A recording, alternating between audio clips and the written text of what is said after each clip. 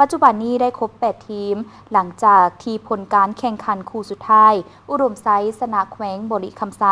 ผ่านไปลิ้นในรอบ8ทีมสุดท้ายที่จัดขึ้นในวันที่20 พฤศจิกายนนี้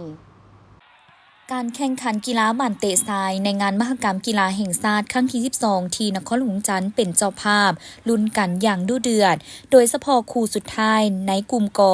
ที่จะตัดสินการเข้ารอบ8ทีมสุดท้ายระหว่างแขวงบริคำไซพบกับแขวงอุดมไซแข่งขันในวันที่18 พฤศจิกายนอยู่ที่สนามกีฬาสหพันธ์บ้านเตะห้วยหงโดยก่อนการแข่งขันนัดนี้แขวงอุดมไซแม่นได้เปรียบเนื่องจากว่ามีคะแนนหลายกว่าขอเพียงแต่เสมอก่อนจะผ่านเข้ารอบส่วนแขวงบริคำไซแม่นต้องชนะอย่างเดียวเพื่อผ่านเข้ารอบเช่นเดียวกัน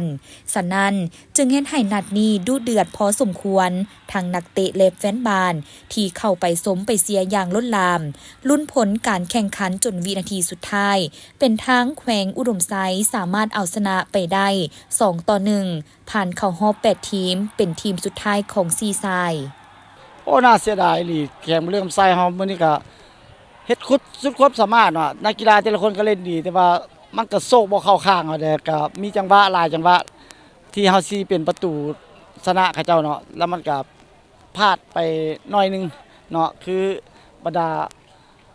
ท่านเห็นลูกน่าจะเข้าน่าจะปิดสกอร์นาทีบ้ามันก็บ่ได้แต่ว่าดวงเฮาบ่มีก็เตะดีนักกีฬาบริคำไซเฮาเล่นดีหลายบ่คิดจานเองก็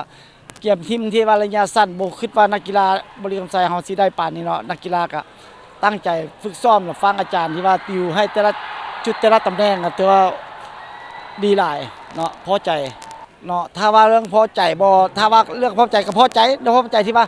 เฮาเก็บตัวระยะสั้นนั่นสั้นที่สุดบริคำไซถ้าไปเทียบกับแข่งอื่นน่ะในประมาณ3อาทิตย์เนาะทั้งคัดเลือกล่ะเก็บตัวใกล้เกี่ยมเข้ามาแข่งขันเนาะ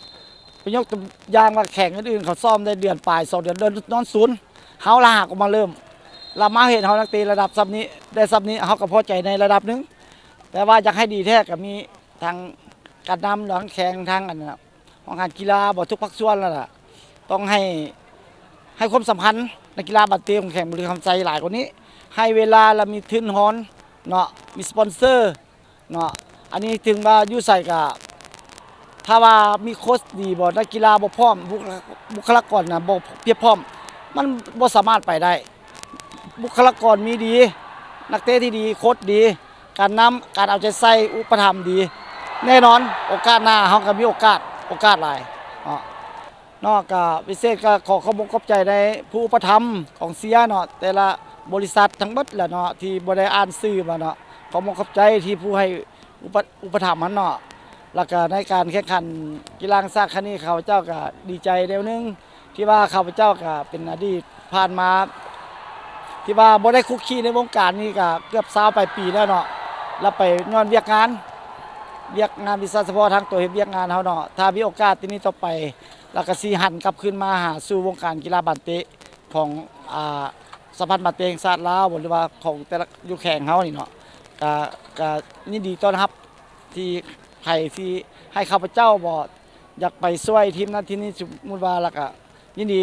รับใช้เพื่อเป็นใบหน้าเป็นตาแข้งหรือว่าสหพันธ์บ้านเตะแห่งชาติลาวสินะข้าพเจ้าขออยากเข้าไปมีส่วนร่วมนำช่วงระยะนี้เพราะว่ามันแต่ว่าเรียกงานเฮาสำเร็จไปแล้วก็สิกลับมาหา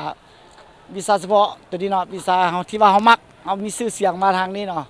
สบายดีเอ้าผมน้องมื้อนี้มาเสียหยังเสียอุดมไซรู้สึกมาเสียอุดมไซเป็นจังได๋ม่วนหลายเก่งหลายตื่นเต้นโคตรตื่นเต้นเลยตื่นเต้นแทนนักเตะซ้ำเอาหยังมาเสียมื้อนี้เอาหยังมาเสียอุดมไซนี่เอาหยังเอาหัวใจจังไหนก็สู้ๆเด้อเป็นกำลังใจให้ชนะเอาควอแซมไปอุดมไซเด้อมาเสียทุกนัดเลยให้กำลังใจทุกนัดแสดงว่า68สิมาแม่นบ่มาทุกนัดเลย ไปจนฮอดมือเสียงพุ่นแหละ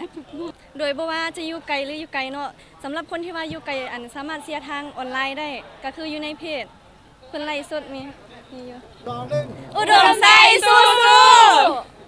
โดยรอบ8ทีมแม้จะแข่งขันในวันที่20 พฤศจิกายนเริ่มแต่เวลา 15 โมงเป็นต้นไป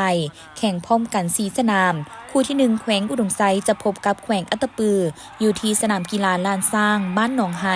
คู่ที่2แขวงขมวนจะพบกับแขวงจำปาสักอยู่ที่สนามกีฬามหาวิทยาลัยแห่งชาติคู่ที่3นครหลวงจันทร์เจ้าภาพจะพบกับแขวงเซกองอยู่สนามกีฬาแห่งชาติหลัก16และคู่ที่4ทีมกระทรวงป้องกันความสงบจะพบกับแขวงหลวงน้ำทา